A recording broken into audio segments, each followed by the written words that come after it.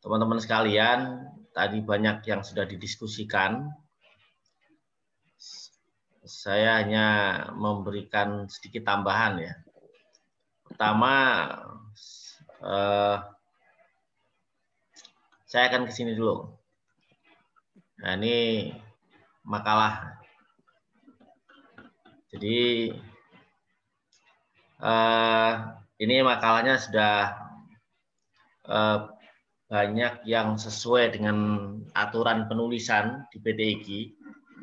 Jadi ukuran bagus itu kan harus ada ukurannya. Bagus itu ukurannya apa gitu.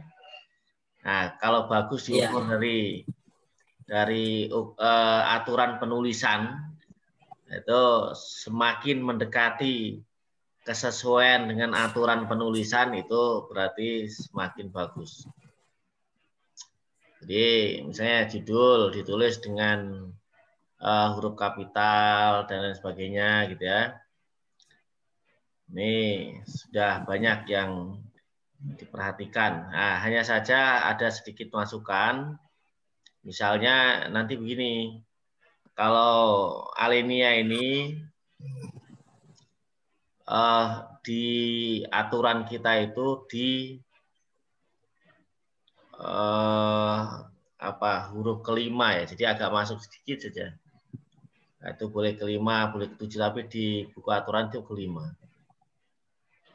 Yang kedua, misalnya konsistensi nulis halaman. Ada yang menggunakan huruf kecil, ada yang menggunakan hanya huruf besar. Tadi mana tadi? Huruf besar. Nah ini. Saya lihat ke belakang juga hampir sama tuh. Ada yang kecil, ada yang besar, ada yang kecil, ada yang besar itu ya. Kalau misalnya karena itu Pak otomatis. Biasanya otomatis tuh kalau sebelumnya titik ini sebenarnya koma. Jadi saya memang perlu konsistensi saja. Saya lihat penulisan-penulisan misalnya satu alinea sudah mengandung beberapa kalimat itu sudah. Hanya misalnya begini, ini kan hierarki penomoran ya. Hierarki penomoran ini ada A, B, C ya. Setelah A, B, C kalau memang ini menjadi bagiannya, itu tadi ada E, sebelumnya kemudian di bawahnya. Nah ini, kalau ini menjadi bagian dari ini, maka setelah huruf itu menggunakan angka. Nah itu hierarki penomoran. Kemudian penulisan footnote di jurnal itu, nah, jadi judul tulisan, ini betul nih penulis, kemudian judul tulisan, pembelajaran kooperatif bukan pembelajaran kelompok konvensional. Betul dalam tanda petik, tapi tidak dicetak italik. Yang dicetak italik ini nama jurnalnya. Ini nama jurnalnya apa nih? Dalam jurnal apa? Ini belum ketahuan nama jurnalnya. Ya, saya kira itu yang lain-lain samalah nanti ya. Ini terkait dengan penulisan. Nah, terkait dengan materi, sungguhnya sudah banyak tadi yang disampaikan oleh pemateri, baik Pak Rifki maupun Pak Haris. Ini saya hanya memberikan penekanan, jadi penekanannya di sini. Tadi kan ada berbagai macam ya, berbagai macam yang banyak sekali. Jadi kalau dibagi 4, nah kalau tadi saya berpikirnya gambaran yang disampaikan Pak Rifki dan Pak Haris itu model pembelajaran yang banyak penekanan di sekolah, di kelas. Nah kalau kita bicara tentang model pembelajaran, ini saya ngambil punya orang ini, yang ini, gambar ini. Kalau model pembelajaran itu paling tidak bisa dibagi dalam 4 kelompok ini, 4 kelompok. Ini model pembelajaran di mana saja. Ada model pembelajaran discover. Nah, pembelajaran discover itu memang peserta didiknya diarahkan untuk menemukan, ya bisa menggali sendiri tentang apa-apa yang dipelajari. Nah, ini model-modelnya ya, model-modelnya ini dibuat kuadran gitu modelnya. Kemudian apa ini banyak menggali ke dalam. Kalau individual itu lebih kepada pembelajaran yang antara pendidik dan peserta didik itu sifatnya kayak personal gitu. Tadi misalnya disebut misalnya kayak les, kayak ya apa kalau menghafal Al-Qur'an itu kan ada juga model-model yang apa namanya setoran atau dalam pembelajaran kitab itu ada yang apa istilahnya itu? Serogan. Kan gitu ya. Nah, ini kan modelnya begitu. Kemudian ada yang peer learning, ya belajar sejawat. Nah, itu berarti lebih kepada bagaimana antar peserta didik itu kemudian belajar. Ini bisa dalam bentuk diskusi dan banyak hal ini. Kalau di pesantren-pesantren sering juga dilakukan model-model seperti ini. Nah, yang tadi dibahas kelihatannya ke arah ini, facilitated group learning. Jadi pembelajaran kelompok yang difasilitasi. Nah, kira-kira gitu. Jadi kan difasilitasi oleh pendidik atau oleh macam-macam lah. Nah, kalau misalnya kita bicara tentang model pembelajaran ini pada dasarnya model pembelajaran itu adalah suatu kerangka konseptual. Jadi ini kata kuncinya kerangka konseptual yang menggambarkan suatu prosedur sistematis. Jadi di situ ada prosedur yang sistematis gitu. Untuk apa? Untuk mengorganisasi pengalaman belajar peserta didik ya, agar mencapai tujuan pembelajaran tertentu apa yang diinginkan. Dan berfungsi sebagai pedoman pembelajaran antara peserta didik dan pendidik. Jadi kita ambil model yang seperti apa nih? Nah, gitu. Kita milih model yang seperti apa? Nah, kira-kira itu yang menjadi pedoman antar dua pihak.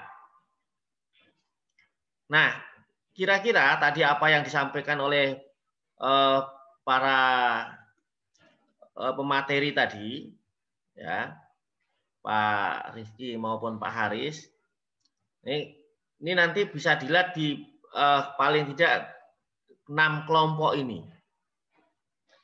Jadi model pembelajaran yang dikembangkan dalam upaya mengoptimalkan hasil belajar siswa atau peserta didik, kira-kira bisa dikelompokkan dalam 6 hal ini.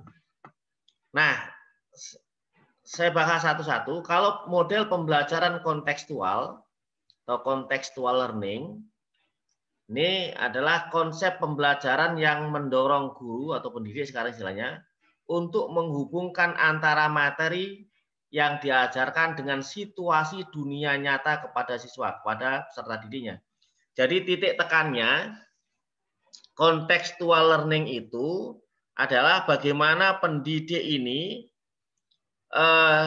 bisa mengkontekstualisasikan materi yang diajarkan pada realitas kehidupan. Jadi titik tekannya di situ.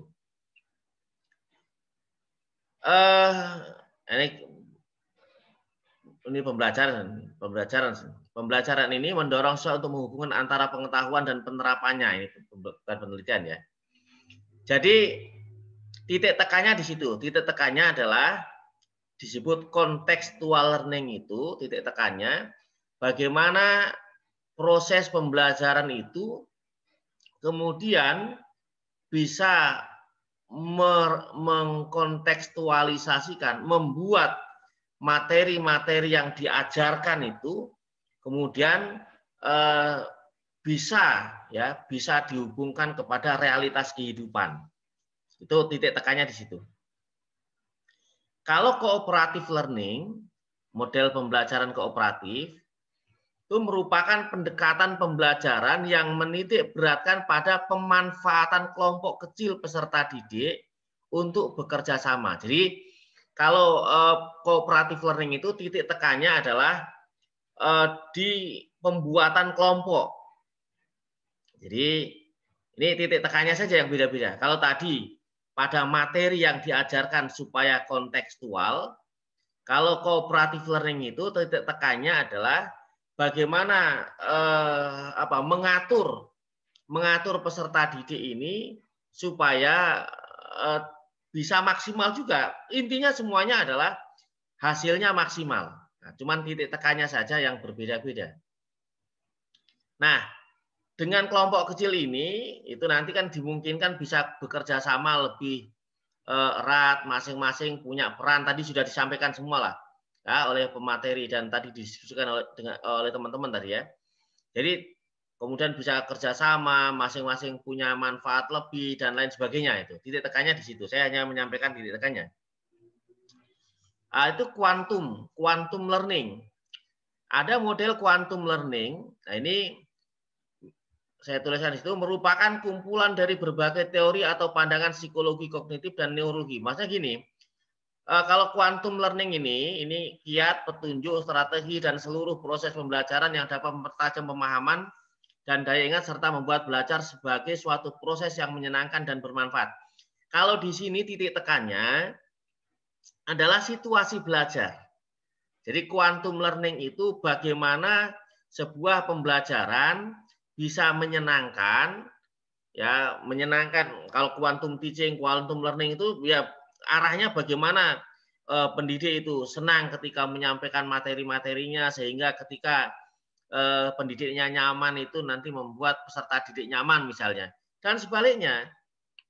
Jadi titik tekannya ini adalah membuat suasana yang senang, suasana yang menyenangkan, sehingga pembelajaran itu dimungkinkan hasilnya juga maksimal juga. Ini titik tekannya di situ. Nah, ada model integrated ya, integrated learning, pembelajaran terintegrasi atau pembelajaran terpadu yang memungkinkan peserta didik baik secara individu maupun kelompok aktif mencari. Nah, ini titik tekannya adalah bagaimana si peserta didik itu kemudian bisa bangkit ada kemauan untuk terus menggali, menemukan konsep, ya, menemukan prinsip-prinsip, menemukan apalah ya di situ yang sedang dipelajari. Nah, ini nanti turunannya banyak sekali, ya turunannya banyak. Jadi pembelajaran model seperti ini memang berusaha untuk mengintegrasikan beberapa mata pelajaran. Nah, itu maka disebut integrated learning itu tadi ya. Nah, tapi titik tekannya adalah bagaimana supaya peserta didik ini aktif mengaktifkan dirinya, mengaktifkan potensinya untuk menambah apa yang ditemukan secara mandiri maupun secara bersama-sama di situ. Supaya karena dia punya kemauan lebih dari dirinya sendiri sehingga hasil yang diharapkan juga optimal. Intinya juga ke sana supaya hasilnya optimal tadi, model belajar itu ke situ.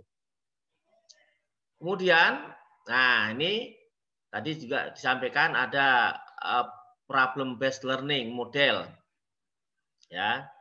Nah, model pembelajaran berbasis masalah. Ini merupakan pembelajaran psikologi kognitif yang dijadikan sebagai pendukung teoritisnya. Fokusnya tidak banyak pada yang sedang dikerjakan peserta didik, tetapi pada apa yang dipikirkan peserta didik selama mereka melakukannya. Pendidik mengaktifkan diri sebagai pembimbing dan fasilitator, sehingga peserta didik dapat belajar berpikir dan memecahkan masalahnya sendiri. Jadi gini, problem based learning itu titik tekannya tidak pada apa yang ada di depan, tetapi apa yang ada di balik itu. Kalau saya sering menyampaikan ke teman-teman, ini kalau orang meneliti itu bukan sekedar memotret. Nah, itu bukan sekedar memotret. Kalau memotret itu ya menyampaikan sesuatu yang ditemukan. Apa istilahnya itu, seperti orang menulis berita lah ya, menulis berita terjadi apa di sana begini ini begini. Itu memotret namanya. Nah, kalau meneliti, ini modelnya begini. Bagaimana bisa mengungkap di balik yang terlihat. Jadi kalau problem based learning juga begitu. Pembimbing peserta pendidik itu sebagai pembimbing atau fasilitator supaya membimbing peserta didik bisa menggali apa di balik yang sedang dipelajari, yang ada di pembahasan itu. Titik tekannya di sana. Nah, ini sekarang ini sebenarnya modelnya banyak sekali. Ya, ada e-learning tadi, ada blended learning models. E-learning atau electronic learning adalah pembelajaran secara elektronik atau tadi berbasis web atau apalah nanti namanya itu. Tapi pada intinya adalah berbasis elektronik, di mana proses belajar mengajar yang dilakukan itu lebih banyak secara daring dalam jaringan. Nah ini model sekarang misalnya kan PJJ, walaupun nanti juga modelnya banyak sekali, tapi ada model yang seperti ini, bagaimana supaya peserta didik itu bisa meningkatkan hasil yang diinginkan dari pembelajaran itu, tapi dengan cara tidak face to face gitu. Jadi bukan tatap muka secara langsung. Dalam praktiknya, e-learning ini memanfaatkan teknologi informasi sebagai sarana belajar. Nah, itu yang model e-learning. Nanti kalau modelnya itu ada banyak ya, aplikasinya banyak itu. Nah, kalau blended learning ini itu campuran. Adalah sebuah kemudahan pembelajaran yang menggabungkan. Nah, kata kuncinya di situ menggabungkan dengan berbagai cara penyampaian, model pengajaran, gaya pembelajaran, memperkenalkan berbagai pilihan media, dialog antara fasilitator tadi pendidik dengan orang yang mendapatkan pengajaran.